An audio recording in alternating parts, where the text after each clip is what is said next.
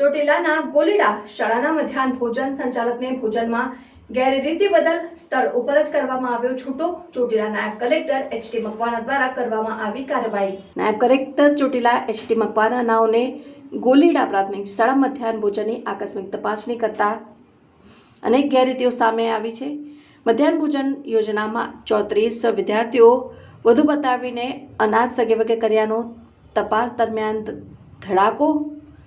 મધ્યાહન ભોજન સંચાલક અજયભાઈ મેણિયા સરકારી અનાજનો જથ્થો પોતાના ઘરે રાખી સગેવગે કરતા હતા અને તપાસમાં 126 વિદ્યાર્થીઓ ભોજન લેતા દર્શાવ્યા હતા, પરંતુ વાસ્તવિકતામાં માત્ર 92 વિદ્યાર્થીઓ જ હાજર હતા અને તપાસ કરતા 34 વિદ્યાર્થીઓનો ખોટો આંકડો બતાવવામાં આવ્યો હતો. આ દરમિયાન કોઈ રજિસ્ટ્રાર નિભાવવામાં આવ્યા ન હતા અને સ્ટોક રજિસ્ટર પણ સ્થળ ઉપર ઉપલબ્ધ ન હતું વગેરે જેવી ગંભીર ક્ષતિઓને કારણે નાયબ કલેક્ટરે તત્કાલ કાર્યવાહી કરીને સંચાલક અજયભાઈ મેણિયાને છૂટો કરીને તેમની સામે કાયદેસરની કાર્યવાહીના આપ્યા આદેશ. જોતા રહો ભારત ટાઈમ્સ ન્યૂઝ.